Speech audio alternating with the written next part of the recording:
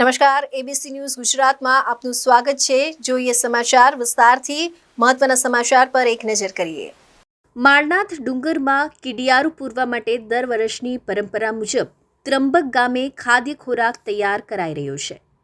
ભાવનગર જિલ્લાના માળનાથના ડુંગરની નજીક આવેલા ત્રંબક ગામે વર્ષોથી કીડિયારું પૂરવા માટેની એક પ્રથા ચાલી આવે છે, જેને પગલે આ વર્ષે પણ આ પ્રથાને યથાવત રાખવામાં આવી છે। ત્રંબક ગામમાં બાપા સીતારામની મઠુલી ખાતે 200 મણ ઘઉં, 100 મણ ગોળ અને 100 કિલો ઘી સાથે કીડિયારું પૂરવા માટેની ખાદ્ય ખોરાકી તૈયાર કરવામાં આવી રહી છે।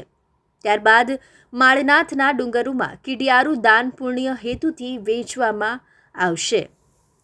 હીરા બજારના સહયોગથી જે કંઈ દાન આવેલું હોય એ આપણે દર વર્ષે અહીંયા માળનાથના ડુંગરામાં કીડિયારું બનાવીએ છીએ અને એ કીડિયારું આપણે ત્રંબકના બેનું જ બધા બનાવે છે। અમારા ભાવનગરથી બેનું આવે ખરા રવિવારે, છોકરાઓને રજા હોય, હીરા બજારમાં રજા હોય ત્યારે આવે બધા।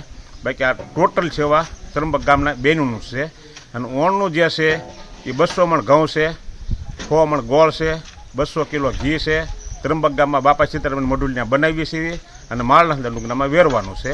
અને ત્યારબાદ પછી જે કાંઈ હોય એ શરીફળ પૂરીને 5,000 શરીફળની ગણતરી આપણે છે અને ઝાડામાં બધે શરીફળ ભરી મેકવાના છે। અને એક શરીફળનું માધ્યમ એટલું છે, શાસ્ત્રીની વસ્તુ છે, અમારી ઘરની વસ્તુ છે નહીં। જે કહેવાય કે બહુ લાંબા ટૂંકું એનું પૂન લખેલું છે, એક આપણે યજ્ઞ કરવી ને એ ટાઈપનું પૂન છે અને જે કહેવાય એટલું બધું લાંબા ટૂંકિયાનું પૂન છે। અમે આ ત્રંબક ગામના બહેનો કીડિયારું સોળીએ છીએ અને કીડિયારું એ અમે હંધે વેરવા જઈએ છીએ કીડિયુંને અને એ અમારું દાન થાય છે, પુણ્ય કરીએ છીએ અમે। અચ્છા, કેવી રીતે તમે બનાવવામાં આવે છે અને શું પૂછ? અમે એમાં ગોળ અને ઘી અને ઘઉંનો લોટ સોળી અને બનાવીને વેરીએ છીએ।